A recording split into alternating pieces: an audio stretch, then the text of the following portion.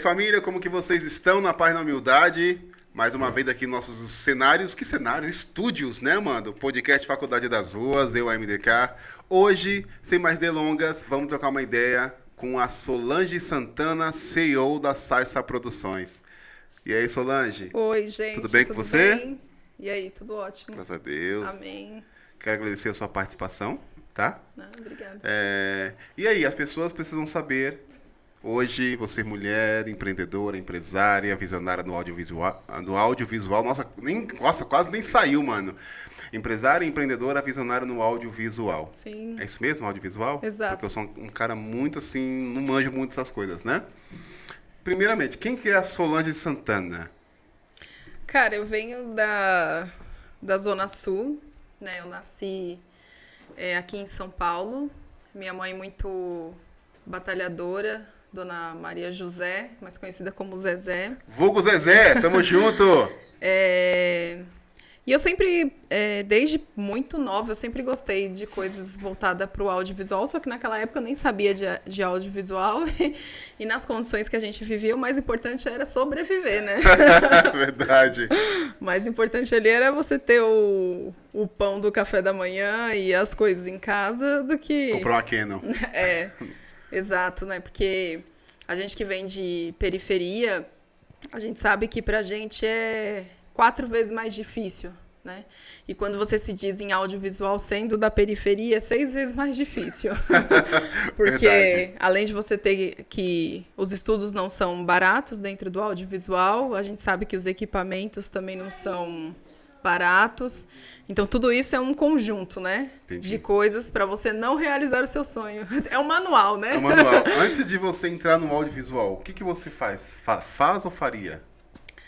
Cara, o audiovisual entrou na minha vida muito por acaso, mas era uma coisa que eu sempre gostei muito de arte, de coisas aleatórias, né? Às vezes as pessoas acham que, porque você foi incentivada na infância. Não, a minha infância, minha mãe é uma mulher humilde, meu pai também era um homem muito humilde. A gente não tinha muito contato com isso. O nosso lazer, como de toda a família nos anos 90 ali, era o quê? Televisão. E eu sempre gostei muito de filme. Sempre na vida gostei muito de filme, muito de pesquisar e muito de estudar. Então eu queria de alguma forma entrar nessa área, mas sem saber como, né? Meu pai morreu, eu era muito nova, tinha 13 anos, né? Uma fatalidade, meu pai também morreu muito novo, com 45 anos. E ficou eu, minha mãe e minha irmã, né? E foi uma fase muito difícil, assim, da nossa vida, porque era realmente a gente lutar pela nossa sobrevivência para não passar dificuldades. Entendi. Dificuldades na vida todo mundo passa, né? Mas questão de contas, de pagamento, de ter o que comer ali na mesa. E a perda recente também naquela época, né? Exato. Minha mãe ficou muito mal, assim, minha mãe teve uns 2 anos de depressão. E eu tinha 13 anos, eu e minha irmã que ficamos segurando a bronca em casa, né? E foi um período muito difícil, né? Minha mãe é empregada doméstica, assim como muitos aí vão se identificar, né? Empregada doméstica, tendo que trabalhar muito, ganhando muito pouco. E eu vi as condições que minha mãe trabalhava. E eu tenho uma história muito engraçada que é assim, os meus primeiros roteiros, gente, muita vergonha falar isso, mas eu vou falar. Fique à vontade, a casa é nossa. Os meus primeiros roteiros era aquele negócio, tipo, de você voltar para a escola em janeiro e escrever como foi suas férias. As minhas férias, basicamente, eram assim, eu saía de férias, aí eu ia trabalhar nas faxinas com a minha mãe. Não, gente, é verdade. Eu ia trabalhar nas faxinas com a minha mãe, né? Então, ajudava minha mãe a fazer tudo, porque eu não ia ficar em casa sozinha e tudo. Minha mãe já me levava para as faxinas. E aí, quando eu voltava para a escola, eu escrevia a redação, né, de como foram minhas férias, e eu inventava uma pá de coisa. Que eu tinha ido para não sei onde, que eu tinha ido viajar. Ali já eram meus primeiros roteiros. Roteiros, exato. Fazer muito com menos, né? Exato. E qual... Pode falar. Te interrompi. Então, você fazia esses roteiros, e qual o roteiro que você lembra, não sei se você vai lembrar, né? Mais inusitado que você escreveu? Que eu tive umas férias incríveis na praia. Ai, gente, que vergonha. Mas é verdade. Eu escrevi que eu tinha ido pra praia, tomado sorvete, viajado, tinha nada. Tinha trabalhado com a sua mãe. Não, ia trabalhar. Foi uma excursão, né? É. Que o pessoal fala hoje que é análogo à escravidão de uma mão de obra infantil, né? Não, minha mãe levava porque... Primeiro que aquele negócio de ociosidade em casa, né? Exato. A gente desde sempre cuidava muito da casa, ajudava elas na tarefa de casa e tudo mais, mas minha mãe sempre levava a gente com ela nessa questão das casas que ela trabalhava, pra gente dar valor àquilo que a gente tem, né? Conquista, né? E é sempre a questão de valores, né? E tem uma coisa que minha mãe passou que foi assim, que até hoje eu não esqueço, que minha mãe estava trabalhando em uma dessas casas e o patrão dela tinha chamado ela de suína, perguntado para ela, suína, o almoço já está pronto? E aquilo me doeu demais. E eu lembro que eu tinha o quê? Uns 13, 14 anos e eu guardo essa história comigo porque quando eu fui embora, minha mãe calada, tudo. E eu perguntei, mãe, a senhora sabe o que é suíno? Aí ela pegou e olhou para mim e falou assim... a gente, às vezes, para ter as coisas, a gente tem que engolir o que a gente acha. Que é o famoso sapo, né? Exato. Então, eu marquei muito essa história, assim, para mim. E eu, desde muito nova, vou trabalhar para eu não passar por essas coisas. E eu não ver milhões de outras pessoas passando por isso. E não quero que minha mãe passe dificuldades... Nem tanto que eu sempre tive isso muito na minha veia. Eu quero, quando eu ter condições, eu levar quem teve comigo desde o começo, sabe? Quem cavou o poço tem direito de tomar água. Exato. E é um problema muito complicado. E isso é uma história não só com a sua mãe. Sabemos hoje aí, você que está nos assistindo, que sempre nós somos de periferia, hoje não mais, né? Uhum. Mas... isso é uma rotina muito constante na vida das empregadas domésticas, né? Sim. Essa humilhação, esse machismo, enfim, situações que só quem está no dia a dia nessas profissões fala com muita propriedade, que é o seu caso, inclusive. Isso. Passando essa fase ruim, qual foi o seu gatinhar dentro do audiovisual? Você fez escola, fez curso? O que você fez? Eu comecei a trabalhar muito nova e eu ajudava na questão financeira da minha casa, eu não tinha dinheiro para pagar curso superior. E ainda mais a gente sabe que curso superior de cinema no Brasil, meu Deus do céu. Ali você vai fazer uma Belas Artes, ali, chutando baixo, aí uns 3 mil reais de mensalidade. Por mês, olhe lá, né? E olhe lá, né? Então, como é que você sustenta uma casa e paga a faculdade? Então, eu comecei a fazer várias pesquisas... através dos cursos que a prefeitura oferecia, né? As oficinas de cinema. Então, comecei a pesquisar e, assim, tinha muita coisa de oficina de cinema, de Senac oferecendo curso, e eu comecei primeiro, antes de me especializar como cinema, eu comecei a fazer cursos de produção, de direção, de som, de câmera... E fui fazendo oficinas aleatórias, mas tudo voltado dentro da área de cinema. Quando eu tive condições, aí sim eu fui fazer um curso técnico de produção audiovisual.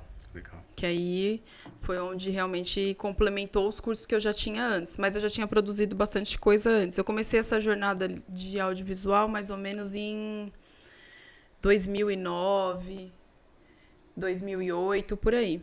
Dentro desse mercado, você já chegou pegando nas câmeras, escrevendo roteiro? Não, imagina.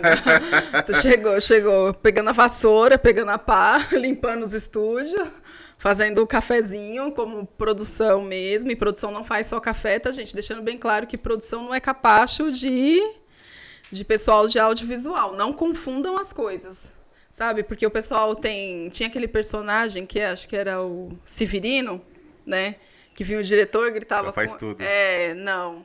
A produção, ela tem uma função fundamental dentro do audiovisual, que sem ela nada acontece. E aqui no Brasil, as pessoas têm mania de subestimar o seu intelecto, né? Eu vejo muito o pessoal falando que, assim, quando o filme bombou, meu, que produção. Quando o filme foi uma merda, meu, que produção ruim. Então, a produção leva a má fama de tudo. Mas cinema é um conjunto. Ou seja, é um corpo. Cinema é um conjunto.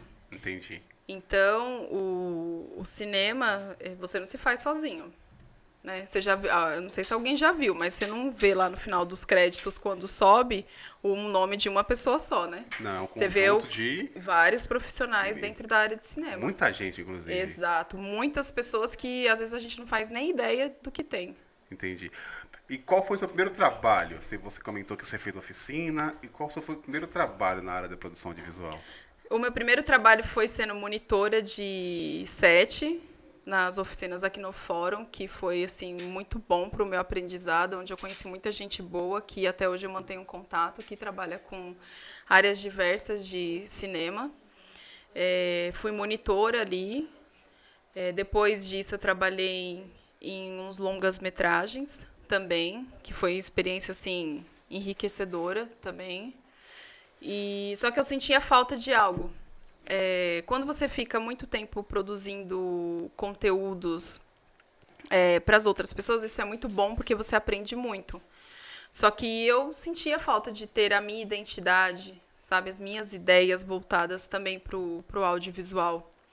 Porque ainda no tempo de hoje, com essa questão do celular que ficou mais fácil, você produzir o seu conteúdo, você falar da sua história, você mostrar, para muitas pessoas ainda está muito longe. Eu vou dar um exemplo. Há uns 5 anos atrás eu viajei para Pernambuco e audiovisual lá não é uma coisa muito distante daquelas populações, daquelas cidadezinhas. Mais carentes. Exato. Ele pode ser consumido para nós aqui de uma forma grandiosa, né? Mas lá é muito pouco consumido, é muito pouco produzido.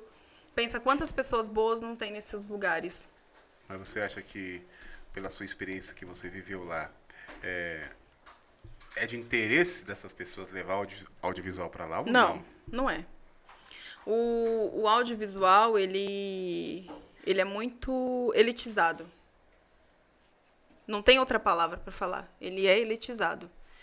Então, cabe a nós, que viemos de periferias, eu sempre bato nessa tecla que enquanto a gente não produzir o nosso conteúdo, a gente vai continuar consumindo o conteúdo daquelas pessoas que, por meios de muito tempo, ficaram ali só produzindo o que elas queriam.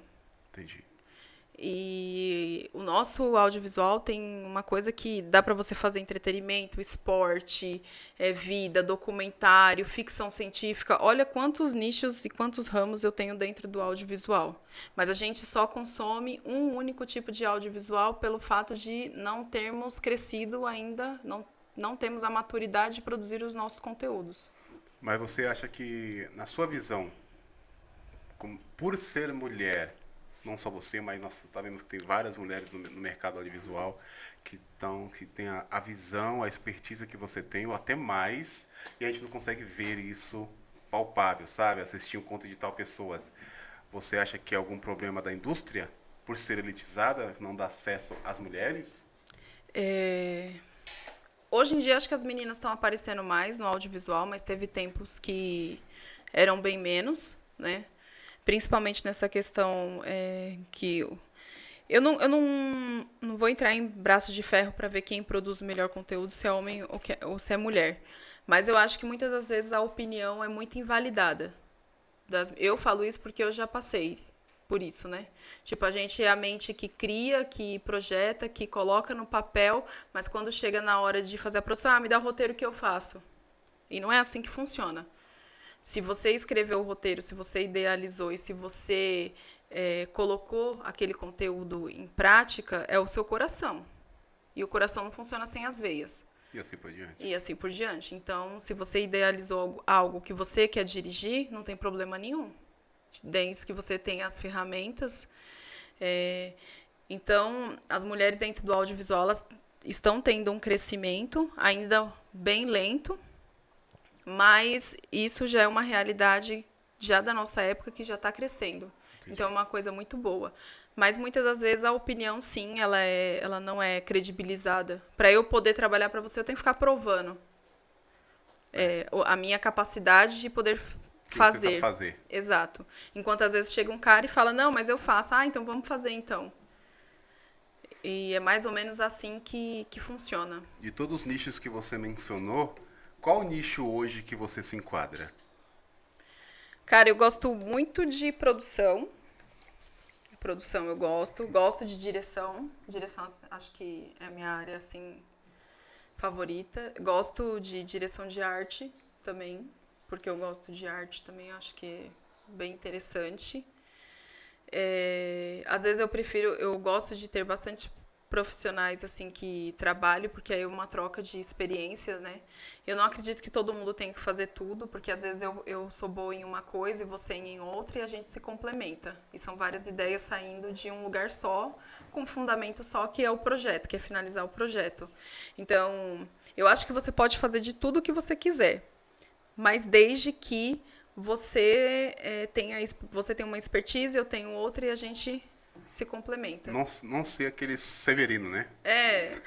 Mas na verdade não é nem querer Eu ser. capto, eu edito, eu ilumino. Não, a gente tem hoje profissionais que trabalham dessa forma, mas às vezes você poderia estar fazendo um projeto muito melhor se você tivesse 3 pessoas trabalhando junto com você, dentro do Entendi. mesmo projeto. E com base em todo o seu know-how, como que surgiu a vontade? Eu quero ter minha produtora. Foi no início, bem no início da pandemia, né, que eu tive esse despertar da Sarsa. Eu sempre gostei muito de videoclipe, né, então é um ramo que eu gosto bastante de dirigir videoclipes. E eu queria colocar muitas ideias fora do papel, né, que eu tinha, que às vezes eu assistia algum videoclipe e falava, pô, mas os caras têm dinheiro, às vezes dá para fazer uma coisa mais interessante, uma proposta mais diferente. E aí eu comecei a criar uns roteiros, criar um conteúdo, só que aí eu não tinha cliente, né, para colocar os meus roteiros em prática. Foi daí onde entrou a benção da minha vida, a MDK. Sou eu! Que surgiu também o seu álbum nesse período. Decálogo. Aí a gente vamos unir as forças. Exato. E a sua autonomia? Exato, com a minha autonomia, eu podendo escrever, ficar responsável pela fotografia, como ia ser a iluminação do vídeo, como eu idealizei as cenas, os takes, como eu fiz cada frame do clipe. Essa parte de produção também ficou mais pra mim. Então, na verdade, toda a parte de produção, né? Ficou mais... Direção geral, né? Então, eu queria dirigir um projeto que fosse palpável, sabe? Que eu sentisse que ali eu fiz o meu trabalho. Entendi. E por que Sarsa? Era Sarsa, essa produtora? Não, na verdade era SMS Produções, né? Que é o meu nome. Solange Maria de Santana? Exato, mas aí de um sonho que eu tive, que eu tava num estúdio, e eu só escutava uma voz falando, a voz me falou Sarsa. E aí eu peguei e mudei o nome para Sarsa Produções. Entendi. E hoje, na questão... E pessoal? Seu ministério hoje? Eu acredito muito que a gente pode produzir um conteúdo de impacto, né? Um conteúdo bem feito, de impacto, que é o que a gente está levando e buscando esse propósito, para realmente virar a chave e fazer as pessoas pensar, né? Diferente de... não estou criticando, tá? Cada um produz o conteúdo que quiser. Eu não gosto de fazer conteúdo a esmo. Eu não gosto. Tipo, pegar a câmera e vamos gravar? Não gosto. Eu gosto de fazer algo que realmente eu vou conseguir fazer com que a pessoa pense naquilo que ela está vendo. Eu acredito que o cinema sempre foi assim. Muitos diretores que eu gosto sempre trabalharam dessa forma. E é a forma como eu acredito que Deus me usa. Entendi. Então, eu gosto de trabalhar desse modo. Você falou de Deus, né? E por falar em Deus, qual a fé que você assume, vamos dizer assim? Ah, hoje sou do Ministério do Bola de Neve, né? Vou pro cristianismo ali. Gosto muito de Jesus. Jesus foi muito revolucionário. Se a gente parar para pensar tanto tempo que aconteceu a, a ressurreição de Cristo e tudo mais, até hoje a gente ainda tá aqui, ó, falando o nome dele. Exato. O modo como ele queria que você melhorasse em você, não é no outro. Eu não quero melhorar o outro, eu quero melhorar você. Então, antes de olhar a ação do outro, eu tenho que primeiro me autoanalisar, que é o que eu acredito. Então, hoje em dia a gente tem um problema que as pessoas querem impor, né? Eu tenho que impor a fé que você tem que seguir, porque essa é a certa. E eu não acredito nisso. Vou tacar a Bíblia na sua cabeça. Eu acredito... Surra de Bíblia, né, que a gente viu esses dias. Não, o pior foi o menino que trabalha comigo falando que uma pessoa da família dele falou que ele ia morar com capeta, né? Gente, essa e eu acredito muito nisso. Eu acho que o cristianismo, eu, Solange, tenho como entendimento me melhorar, me auto-melhorar. Entendi. Antes de querer melhorar e ajudar as outras pessoas, eu tenho que estar bem comigo mesmo. E falando de Jesus, não sei se você percebeu que depois da pandemia, parece que deu uma esfriada nas pessoas na questão de Jesus, né? É verdade. Assim como diz aqui o meu amigo Rodrigo da Agência Nobre, né? Abriu mais adega do que igreja, né? Então, esse é um reflexo. Muitas pessoas, a fé realmente esfriou. Eu escutei muito, onde está seu Deus, né? Que está deixando a gente passar por isso daqui. Entendi.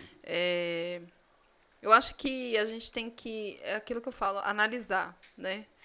As coisas hoje em dia tá muito sem limite, sem freio, sem direção, cada um fazendo aquilo que é certo para si, porque do meu jeito é melhor, e o coletivo realmente está perdendo.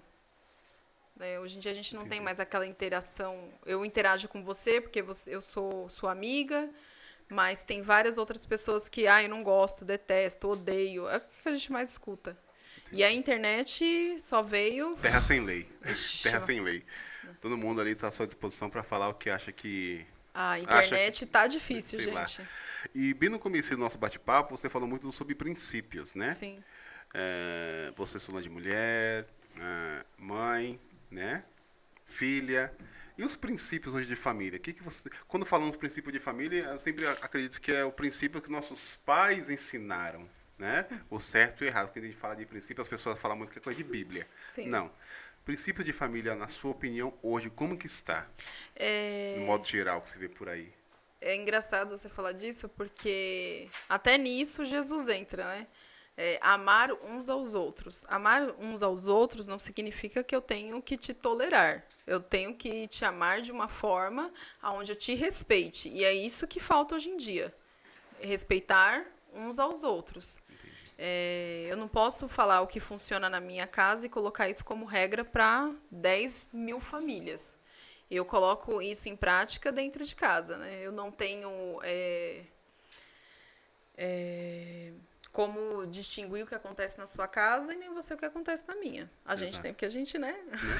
Hoje ela é a CEO da Sarsa. Mas eu acho que o que falta hoje em dia é eu ensinar para o meu filho o que é respeito. Exato. Respeito, diferenças. Eu tenho uma pessoa que é alta, que é gorda, que é magra, e todas elas precisam ser respeitadas. Entendi.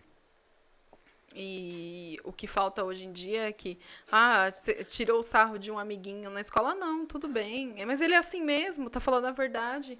Não é assim que funciona. As pessoas têm sentimentos, elas são magoadas. Existe, às vezes, problemas de saúde que a gente não sabe. Problemas financeiros que, pelo fato da pessoa estar com uma roupa que não é, que tá mais velha, por um tênis rasgado. E o que falta é a gente ensinar isso dentro da nossa casa. No meu entendimento. Não estou colocando isso como regra para todo mundo. Entendi. Você comentou do ministério. Você sempre foi do Bola de Neve? Não. Antes de você ir pro Bola de Neve, onde que você frequentava? Não, eu comecei a ir para a igreja com a minha mãe, né? Depois de todos os acontecimentos que teve ali com meu pai, do momento difícil que ela passou, minha mãe começou a ir na igreja batista da Vila Natal. Entendi. E aí eu comecei a frequentar com ela, comecei a fazer alguma coisa ali com um grupo de jovens. Você é a tiazinha? Hã? Você é a tia Não, eu era atentada mesmo dentro da igreja. Gostava de uma polêmica, gostava de colocar beat no meio dos louvor. Então você é aquela... Isso aqui tá meio desanimado, deixa Deixa eu fazer um scratch. É, Então você é aquela irmã que ficava de banco sempre. sempre. Qual que é a sua visão sobre esse negócio de banco? Olha, eu... Será que era... Continua, desculpa. Imagina, a doutrina, cada igreja tem a sua doutrina, né? Ali na Batista eu sabia que era uma igreja bem tradicional, que muitas coisas a gente não podia fazer, mas Não, eu... não rolava um scratch? Não, Nem um né? beatbox? Não, mas eu acredito que banco é assim. Você tem que entender qual que é a doutrina da igreja, você tem que seguir as regras que a igreja segue. Quando você assina um contrato, você está concordando com tudo aquilo que tem no contrato. Obviamente, quando você lê o contrato, né? Quando você não lê, só lamento por você. Então, eu acho que o banco, dependendo da doutrina, dependendo da situação, ele é válido, porque ele é um período de reflexão, né? Agora, se for tipo assim, você veio pra igreja, pisou com um pé sujo, banco. Você fez banco, aí não. Aí eu acho que esses líderes também têm que ser analisados, né? Entendi. Mas a questão de banco, eu acho que dependendo do que você fez, é um período realmente de reflexão, porque o altar é santo. Então, eu só posso subir nele e fazer as coisas, as atividades dentro da igreja, se eu tiver dentro de mim a certeza que tá tudo ok. Entendi. Bom, agora é a parte das perguntas polêmicas. Ah, lá vem. Lógico que você acha que eu vou perder essa oportunidade. Você por ser a CEO da Cessa Produções, sabemos que é um nicho específico. Exato. Qual que é a sua visão como mulher sobre o feminismo? Feminismo. Lembre-se que nós iremos ter os haters, tá? Só fique à vontade. Eu vou falar por mim. Eu acho que a mulher, durante o período histórico, ela perdeu muito. A gente sabe disso. A gente foi atrasada nos estudos, por não poder ir para a escola, só os homens podiam estudar. A questão de trabalho também, a gente entrou no mercado de trabalho, fomos inseridas no mercado de trabalho. Eu estou falando disso historicamente, tá? Muito depois que os homens. Então, nessa questão histórica, de muitas mulheres que foram revolucionárias e muitas mulheres que mudaram isso, foi muito importante mesmo. Agora, hoje em dia, eu acho que a nossa tecnologia, tudo que mudou, está na hora da gente começar a enxergar mais à frente. Esse período histórico de... Hoje a gente sabe que a mulher não ganha o mesmo valor que um homem. Tem muitas coisas que ainda estão acontecendo, mas a gente tem ferramentas de como a gente se posicionar sobre isso. A internet é boa e ela trouxe muitas pessoas que fazem isso. Muita visibilidade também. Exato. Mas, como tudo de bom, vem o ruim também. Então, hoje o feminismo ele virou um mercado. Assim como eu acredito também que o racismo, para muitas pessoas, virou um mercado. E está sendo explorado e se ganhando dinheiro. E a causa que é bom e aquilo que veio lutar, nada. Entendi. Então, quando você se fala que é feminista ou quando você se fala que é uma pessoa que luta contra o racismo, tenha certeza daquilo que você está fazendo, que é realmente pela causa. Porque se for para ganhar mercado, igual as pessoas estão explorando do jeito que estão, aí eu já acho totalmente desnecessário. Entendi. Dentro, agora, voltando ao audiovisual. Você tem hoje um mentor, uma pessoa que te ensinou, que mostrou passo a passo? E primeira pergunta. E a segunda, qual foi das pessoas que você trabalhou até hoje? Falou, meu, que da hora trabalhar com essa pessoa, aquela coisa assim. Ai. Uma pessoa que eu trabalhei, assim, que eu gostei muito, assim, de trabalhar foi com o Jorge, da Quinofórum. Nossa, eu acho que o Jorge, assim, é 90% responsável de tudo que eu sei hoje. Porque ele me ensinou muita coisa de produção, me ensinou muita coisa de direcionamento, de set, de filmagem. Assim, o Jorge, ele é um produtor incrível, Jorge Guedes, da Quinofórum. Eu acho que a Quinofórum é uma oficina que ajuda e auxilia muitas pessoas nesse início de carreira. E o bom é que ela abre espaço para pessoas que não teriam condições de entrar no mercado de trabalho convencional do audiovisual. Então, aqui no Fórum insere vários tipos de profissionais dentro do mercado que as pessoas não olhariam para aquele profissional. Entendi, que ela tem muito para oferecer, inclusive. Exato. E o Jorge é um grande responsável por isso. O Jorge tem um olhar muito legal para os jovens. Ele dá oportunidades de crescimento. A Zita, ali da Quinofórum, à frente, mulher também, começou a Quinofórum também de uma forma muito corajosa. A Quinofórum já tem, acho que uns 26, 27 anos. Não sei quantos anos esse ano está completando, mas de uma forma bem corajosa aqui em São Paulo. Então, assim, eu acho que os dois aqui, para mim, são referências. Entendi. E o trabalho mais complicado que você teve até hoje? O trabalho mais complicado que eu tive? Que deu vontade de você esganar todo mundo. Nossa, gente. Eu fui fazer o meu primeiro set de filmagem. Aí eu tava lá trabalhando. Era um filme bem grande, de época. E estava sendo gravada numa escola. E tinha vários carros de época. Nossa, tava muito legal lá.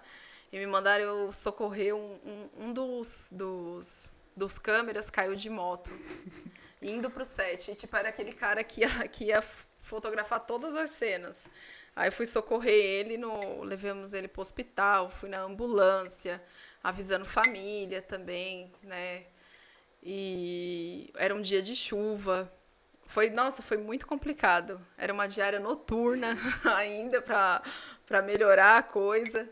Mas graças a Deus chegou no fim da noite, lá já amanhecendo, deu tudo certo, a gente conseguiu rodar o filme e acho que assim, de complicada, essa foi a mais complicada. E qual foi o trabalho mais inusitado? Você já gravou na rua? Já. E já teve alguma situação com você na rua inusitada? Já. Eu estava gravando um curta-metragem e a gente gravando uma cena, e era uma cena que o farol fechava e era um diálogo entre um pai e uma filha, e eles atravessavam um farol. Só que nessa que eles atravessaram o farol, uma pessoa veio para roubar o boom que estava segurando, né? E se enrolou o cara que ia roubar o boom, a gente caiu no meio do farol, o farol abriu. Nossa, gente, que atribulação. Os carros passando, buzinando. Foi bem inusitado. E dentro, você comentou aqui no fórum, né? Você acha hoje muito fraco o audiovisual dentro das periferias? E o que você acha que poderia melhorar para o acesso, né, do audiovisual, do todo equiparado nas periferias? Eu acho que hoje em dia a gente tem bastante oficinas, mas ainda não é o suficiente para suprir a quantidade de periferias que a gente tem, né? A quantidade de bairros que a gente tem. Essa questão de injetar ali na cultura e, de fato, esses valores serem para a cultura seria muito importante. Porque a gente tem muita gente boa, muita gente que faz conteúdo bom, mas de uma forma ainda bem humilde, que não consegue crescer por conta disso. A gente sabe que para fazer audiovisual não é barato. Quanto custa um microfone, uma câmera dessa daqui? É a base de muito esforço, muita luta. Quem conseguiu já pode se considerar vitorioso de você ter ali a sua câmera parcelada em não sei quantos meses, porque a gente sabe que não é uma área barata.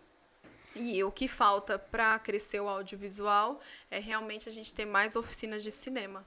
Entendi. E agora, trocando de uma outra ideia, eu quero falar com você, Solange Santana. Qual que é a sua visão sobre as periferias? Cara, Do todo, né? olha, a gente tem que colocar na nossa cabeça que a gente é maioria. Enquanto a gente não colocar na nossa cabeça que nós somos maioria governado pela minoria, a gente não vai conseguir mudar. A gente é maioria em tudo, a gente que movimenta a economia, porque pega uma classe média e a quantidade de pessoas de uma classe média alta e soma com a periferia. A gente vai ser a gente que consome mercado, somos os que mais pagam contas, parcelamento, financiamento. Nós movimentamos a economia desse país, as periferias, como um todo. Não adianta falar que, não é, porque é assim. E você acha que hoje, e esses que dizem que nos representam, vamos falar um pouco de tudo aqui nesse podcast, esses que dizem nos representam, você acha por que as periferias elegeram eles? Seja lá quem for que está nesses lugares aí públicos. Eu acho que estava todo mundo já cansado da mesma coisa. Nós temos o costume de esquecer a história. O nosso país ele tem um determinado problema que é esquecer a história. Então, hoje o país está do jeito que está, não é por conta de uma pandemia que tem 2 anos. Nós estamos assim por causa de vários e vários anos de governo ruim, mal. Então, não adianta a gente querer culpar, achar um culpado de tudo que a gente está vivendo agora, sendo que 4 anos atrás a gente também já não estava bem. Quantas crises não teve, por exemplo, uma indústria? Aqui em São Paulo, São Bernardo dos Campos, Diadema, Brasil. Quantas crises não tiveram antes disso, sabe? A gente não tem a gente quer ser um país de primeiro mundo, mas nós não temos a mentalidade pronta de primeiro mundo. Entendi. A partir do momento que eu vou no mercado e que eu não devolvo um troco que é me passado errado, eu já não estou estruturada para ser um país de primeiro mundo. O jeitinho brasileiro que as pessoas Exato. falam, né?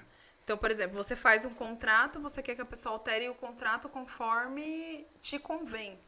Ou eu nem sigo aquilo que é num contrato, né? Exato. Então, a gente tem que começar a colocar na nossa cabeça, se nós queremos um país de primeiro mundo, a gente tem que começar a agir como um país de primeiro mundo. Tá no contrato lá que você precisa começar o trabalho 3 horas e começa às 6. E eu tenho por exemplo, aprovação automática. O que é uma aprovação automática? Se a criança não for, se ela não saber nada, ela passa. Isso não existe, gente. Existe no Brasil? Se você não sabe, você não passa. Simples.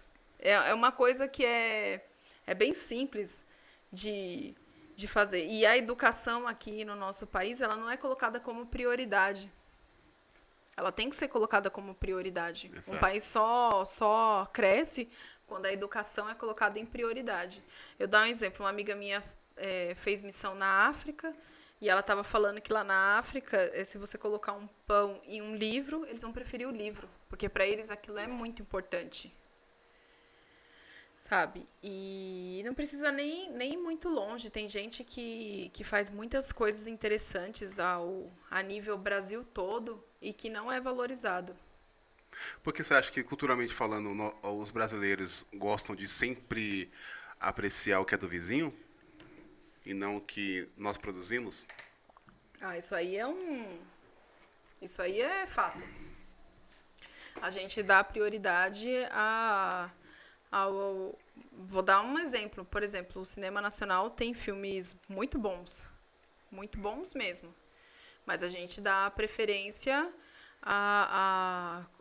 o cinema americano, né? O cinema americano é sempre... Porque também os nossos olhos já foram acostumados com o cinema americano, né? Então... Transformes. Então... Velozes e Furiosos, Explosão, Rambo. Então, a gente... Por exemplo, lá eles fazem filme com 50 milhões de dólares. Aqui a gente faz filme com 1 milhão. Mas 1 milhão dá pra fazer um filme top. Dá pra fazer um filme top? Dá. Dá pra fazer um bom filme, mas não com aqueles tantos de efeitos especiais que tem, não. Verdade. Pra gente explodir um carro aqui, a gente tem que pensar 10 mil vezes. Verdade. Antes de explodir um carro. Mudando de assunto, você como mulher, é um assunto que está em pauta hoje em todos os lugares, né, inclusive dentro dos condomínios, violência doméstica. Isso daí não dá, né, gente? Pelo amor de Deus, né?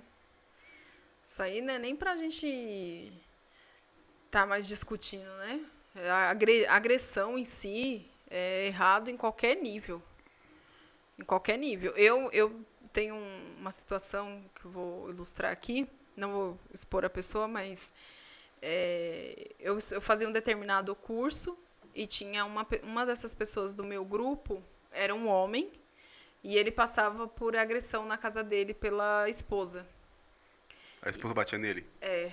E ele morria de vergonha de conversar com as pessoas, porque ele era um homem, né? E a esposa agredia ele.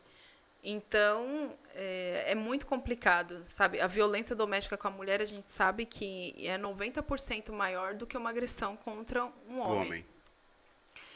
Mas aquele negócio, não meter a colher no relacionamento alheio, eu acho que é dois fatores. O agredido tem que se posicionar, tem sim que fazer queixa policial, tem que procurar os meios e colocar na sua cabeça que às vezes a gente se acostuma àquela situação. Então a gente é acondicionado a viver aquela situação por uma questão de cabeça mesmo. Psicológica. Então a gente tem que entender como que essas coisas acontecem. Entendi. E pegar na raiz mesmo. Às vezes é 3 gerações que são agredidas. Tipo, eu vi meu pai bater na minha mãe, aí depois eu fui agredida pelo meu marido, aí eu tive uma filha, a filha também vai ser agredida pelo futuro, pelo namorado ou pelo marido. Entende como isso é um efeito dominó? Então, a gente tem que pegar na veia e orientar muito bem as meninas.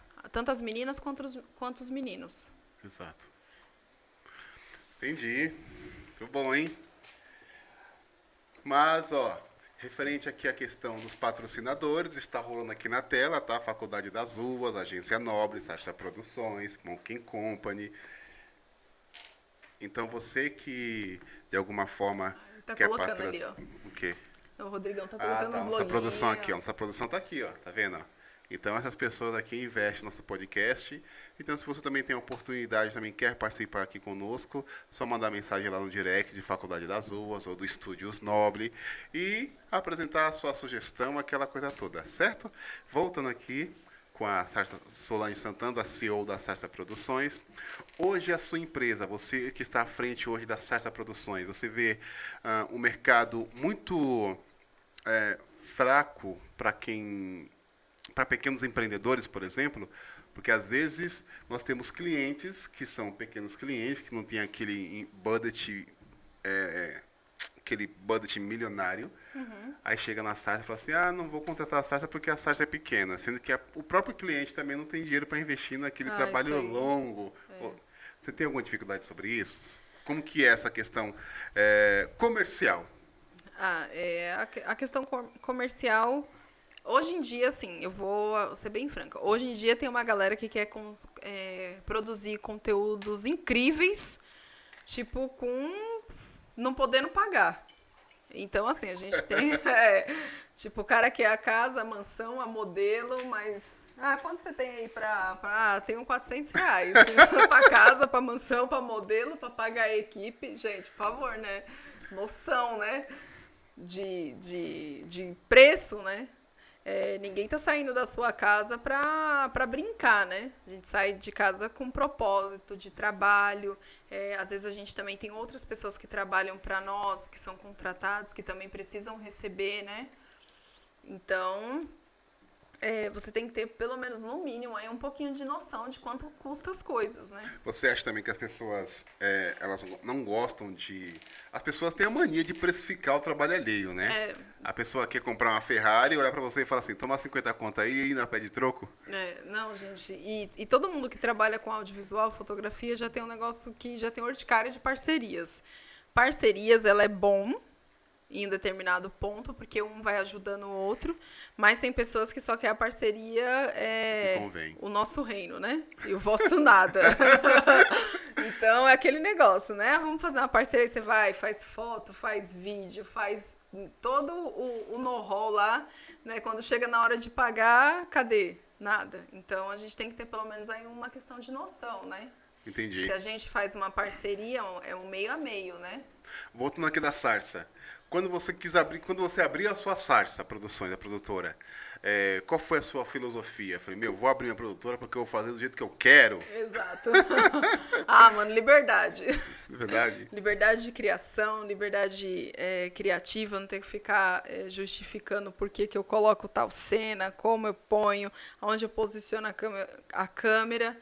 Eu que buscava a liberdade criativa mesmo, de eu poder criar o conteúdo do jeito que eu quero. Entendi. Você vê dificuldade nisso hoje? Quando você tem algum tipo de projeto para fazer. Eu quero fazer projeto X, Y, Z. Você vai contratar os profissionais, certo? E às vezes esses profissionais que você contrata ainda têm essa dificuldade de seguir o que você determina, por você estar à frente do trabalho? Às vezes a gente trabalha com vários tipos de profissionais diferentes que agregam muito o que a gente faz, né? Só que eu sou uma pessoa que eu gosto de ser muito clara. Parceria profissional e parceria amizade. Eu sou uma pessoa que eu sou muito aberta a sugestões, eu gosto muito de que a pessoa opine dentro daquilo que a gente está criando, só que eu que estou à frente da produção e da direção. Eu sou bem clara quanto a isso. Acho que palpite, quando eu vou para um set de filmagem, eu já tenho bem em mente o que eu vou fazer. Então, às vezes, eu já fiquei 3 meses antes, 2 meses antes, fazendo tudo, todos os detalhes. Você sabe que você acompanha aí. Sei não. Sabe que eu sou bem chata com isso. Então, assim, eu vou para um set de filmagem, eu já vou com tudo organizado. Eu não estou indo lá para perder meu tempo, até mesmo porque a hora de estúdio não é barato. Entendi. Então, eu já vou com o horário calculado, com a alimentação da equipe toda calculada, com os objetos tudo certo, tudo que a gente vai usar é tudo direitinho. Então, assim, se eu estou à frente de um projeto e se eu contratei um profissional para ir lá e fazer esse determinado projeto, ele tem que entender qual que é o lugar dele dentro da produção. A mesma coisa, quando eu sou contratada para fazer uma produção de um filme, eu não vou lá falar para um assistente de direção o que ele tem que fazer. Ou eu vou lá para um assistente de fotografia dizer o que o cara tem que fazer. Eu respeito muito bem essa questão hierárquica. E, às vezes, quando você trabalha com pessoas que você conhece ali do seu ciclo de amizade, as pessoas meio que confundem isso. Mas não tem problema, eu te coloco no teu lugar. Então, pega a visão, mano. Eu acredito muito nisso. Quando você é um profissional, você sabe o lugar aonde você pertence, principalmente quando você está trabalhando em questão de produção. Por exemplo, eu trabalhei numa produção que a gente da produção não falava com o diretor do filme. A gente não falava com ele. A gente falava com o assistente de direção, porque ele estava muito concentrado naquilo que ele estava fazendo. Então, ele não tinha tempo de ficar administrando pequenas coisas que estavam acontecendo ali no set. Entendi. Então, óbvio, quando a gente faz uma produção que é pequena, que é a produção de um videoclipe e tal, a gente tem essa liberdade, tipo, de todo mundo tá conversando aqui. Quando você trabalha num longa-metragem, é mais difícil, porque o número de profissionais são maiores. Entendi. E qual a sua visão sobre o audiovisual no meio cristão? Como você comentou de Deus, né, da bola de neve, aquela coisa toda. Qual que é a sua importância, a importância da sua visão ou do audiovisual em si? Eu vou falar por mim. A Sarsa Produções, nem tanto que tem lá na bio do Instagram, eu gosto de criar experiências e não só vídeos. Então, eu gosto de criar conteúdos que são pensantes. Eu gasto energias, eu pesquiso, eu coloco tudo no papel como conteúdo que vá agregar na vida das pessoas. Gosto de fazer as pessoas pararem para olhar aquilo e assistir mais de uma vez e pensar por que foi colocado aquilo. Entendi. Produzir o mesmo do mesmo dá no mesmo. Então, Frase de camiseta. Produzir o mesmo do mesmo, dá no mesmo. Então, eu prefiro concentrar minhas energias em coisas E como que você consegue, Solange, como que você consegue administrar toda essa loucura? Ai, gente. Trabalho, empresa, família, filho, enfim. Ai, é difícil. Mas a gente sacrifica aquilo pelo nosso sonho, né? Então, por exemplo, a gente está num sábado de sol, aqui, ó, Rodrigo, Ana, eu, você, fazendo aquilo que a gente acredita, que é o nosso conteúdo. Então, se eu não sacrificar aquilo que eu acredito, quem é que vai sacrificar? Verdade. Ninguém. Você tá correndo atrás do seu objetivo, do seu sonho? Exato. É fácil? É mole? Não. Todo mundo consegue? Não. Qual foi o passo a passo que você fez para você ter o que você tem hoje para essas pessoas que estão nos assistindo? Ó, eu virei muitas chaves. Tipo, acordei e tô com minha produtora? Não. Foi assim que você fez? Não, eu virei muitas chaves na minha cabeça. Porque antes de virar essa chave, de acontecer as coisas, eu queria fazer muito do jeito confortável. Tipo, eu produzo um conteúdo, aí um me contrata dali, o outro me contrata daqui, aí eu começo a trabalhar, aí... Eu queria fazer muito da parte confortável. E aí eu questão algumas questões de leitura, de virar chave, de buscar o conhecimento, até mesmo, eu sempre fui da igreja desde os 15 anos, eu sempre conheci a palavra de Deus, mas para falar a verdade, eu vim conhecer realmente a palavra e a Bíblia de uns 3 anos para cá. Um pouquinho mais, de uns 5 anos para cá. Até ali eu não conhecia de fato o Evangelho. Eu acreditava que a Bíblia era, tem que ler a Bíblia. Voz, tal. Eu achava aquilo maçante. Mas depois eu comecei a ver que a Bíblia tinha muitas coisas, inclusive dessa questão empresarial, da questão de negócio, de ver a vida através de uma outra perspectiva, de conselhos sobre amigos e amizades.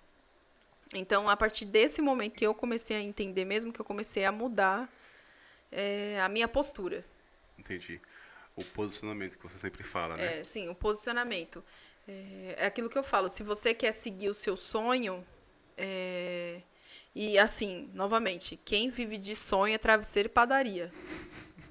Gente, porque se você quer... Dá pra virar uma camiseta. Se você quer realmente viver intensamente o seu sonho naquilo que você acredita, você tem que trabalhar. Nada vai acontecer aí no conforto do seu lar. Dormindo, Acordando tarde. Você pode ter o melhor conteúdo do mundo. Se você não fizer as pessoas visualizar o seu conteúdo, de nada vai adiantar. Entendi. Então, aqui, a gente está um sábado de ensolarado, gravando um podcast. Daqui a pouco já tem outra coisa que a gente já vai fazer. Então, é isso. É você trabalhar e idealizar e praticar. Ação. Até mesmo a sua fé, a Bíblia fala que fé sem ação é... Fé morta. Então, já tá aí, ó, fica a dica. Vamos abrir uma igreja? Amém? Eu ouvi um amém? Quero parabenizar o trabalho que você vem fazendo desde já, né? A sua evolução como pessoa, como mulher, como profissional, como empresária, certo?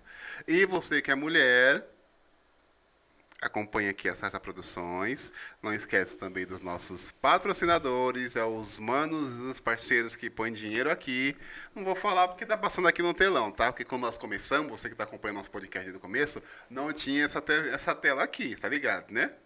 Nossa, e esses dias eu tava vendo um vídeo antigo do podcast, eu vi o cenário antigo, eu falei, olha que evolução que já teve, né? E tudo na vida é uma evolução, né? Passo a passo, né? Degrau passo a por degrau. passo. E a sua mames? Qual que é a visão da sua mames sobre tus filhas? Gente, minha mãe não entende nada daquilo que eu faço. Não, quando eu mostro, mãe, eu fiz esse negócio aqui, ela fica, mas cadê você que não tá aparecendo? Eu falo, não, mãe, é porque a gente trabalha por trás das câmeras. Ela vai ficar muito feliz que ela vai me ver aqui no podcast. Minha filha tá na televisão. Não, esses dias, gente, muito engraçado. A minha prima falou, nossa, você é quase uma celebridade aqui na cidadezinha. Em Pernambuco? Pernambuco, Lagoa dos Gatos, mandar um salve pro pessoal lá. Lagoa dos Gatos, mano. Tá vendo, gente? Porque lá tem um lago cheio de gato? Não, lá tem um lago com um gato no meio. Eu não entendo muito bem o nome da cidade, não. Mas é uma cidadezinha muito bonita, o pessoal muito simples, muito humilde, de uma simplicidade, mas quando você chega lá de uma alegria que é bem legal. Recebem você muito bem. Já que você comentou sobre a questão da religião, vai, de Deus, e essas polêmicas do mundo gospel que a gente tava vendo esses dias? Gente, fit, não fit, seja fitness, não seja fitness. Eu fico meio cansada, sinceramente, porque no meu entendimento, assim... O povo gosta de polêmica, né? Eu acho que existem várias formas de você evangelizar. As pessoas. Várias formas, várias ferramentas. Hoje em dia a gente tem aí um campo fértil Para resgatar pessoas, né? para resgatar pessoas. Mas assim, eu acho que você como músico, você como intérprete, você como adorador, você faz feat com quem você quiser. Entendi. Ponto. Mas a pessoa não tá na unção, a pessoa não tá, a luz não anda com trevas, e trevas, sabe? Mas vamos parar pra analisar que Jesus, quantas pessoas... Foi luz. É luz até hoje, E às vezes essa pessoa que fez o feat, ela pode ser luz na vida do outro. Exato. Através de uma postura diferente, de uma forma diferente da pessoa levar o evangelho.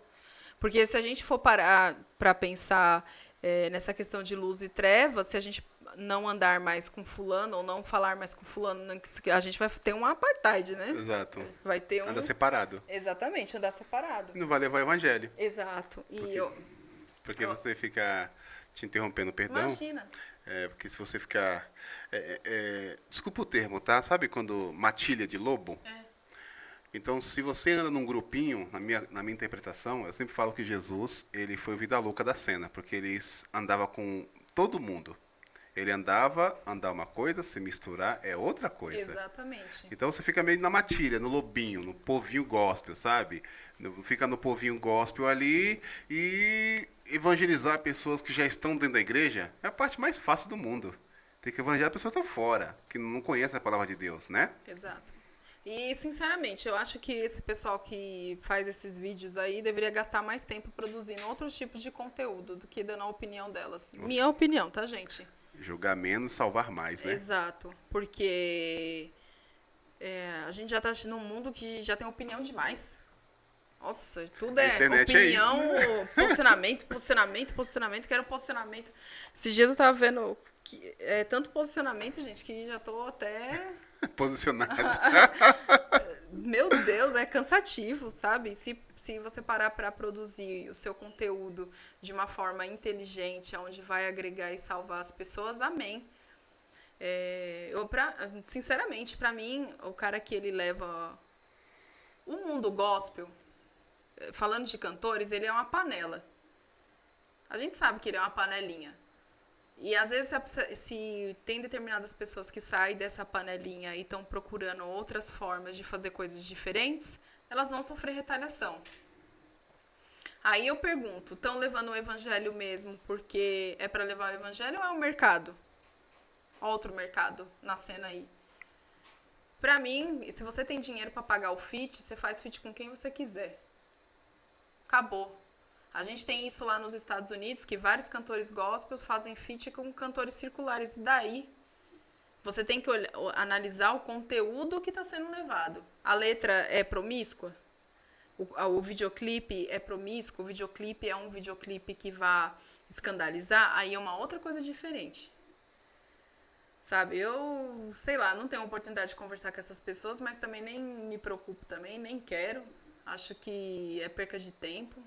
E vamos evangelizar mais e se posicionar menos. Agradeço sua participação. Manda aquele salve para quem está nos assistindo. Eu quero mandar um... Minha mãe, pro meu pai, pro tio, pro... Programa da Xuxa, né? Pra minha mãe, pro meu pai, pros meus irmãos. Não. Espaço do seu, Solange. Não, é sério. Eu quero mandar um beijo pra minha mãe, que ela vai ficar muito feliz. Que eu tô participando aqui. Olha, mãe, eu tô na frente da câmera agora. Não tá mais por trás da câmera, não, né? Eu tô na frente. Pra minha irmã também, né? Pro meu sobrinho. Eles são pessoas fundamentais aí na minha vida. E é isso, família é uma só. Família é a gente que constrói laços. E eu quero agradecer a oportunidade de estar aqui também, de poder ter esse espaço para falar. E dizer que se você tem um projeto, você tem alguma coisa em mente que você queira fazer, não ligue para o que as pessoas vão falar, porque nesse caminho você vai perder muita gente, muitos amigos, muita pessoa que dizia que ia andar lado a lado com você, mas na hora do vamos ver mesmo, que você começar a colocar a mão na massa, não vão te apoiar. Mas fique tranquilo, que só tem uma pessoa que vai te apoiar do começo até o fim, que é Jesus. E você mesmo. E você mesmo. Só. E os demais que vão vir agregar. Exato. Né? E eu sempre falo, né, que mãe, pai e irmão, às vezes não vão entender, mas mesmo assim, muitas das vezes eles te apoiam de uma forma indireta. Então, acredite em você mesmo, ore e vai. Esse é o momento psicologia dos podcasts Faculdade das Ruas. Solange, mais uma vez, quero agradecer sua participação. Muito legal. Certo? Quero falar mais uma hora. Tô brincando. Você que está nos assistindo, agradeço sua audiência, né? Tamo junto. AMDK, Faculdade das Ruas. Estúdios Nobres, Monkey Company, Agência Nobre, Fotografias Mons, porque até agora não apareceu aqui, né? Não sei se trocou de nome, mas por enquanto vou fazer aquela publicidade. E em breve teremos mais novidades. Tamo junto e tenha uma excelente tarde, noite ou dia no seu horário que está vendo esse podcast. Beleza? Abraço! Tamo junto! Uhul!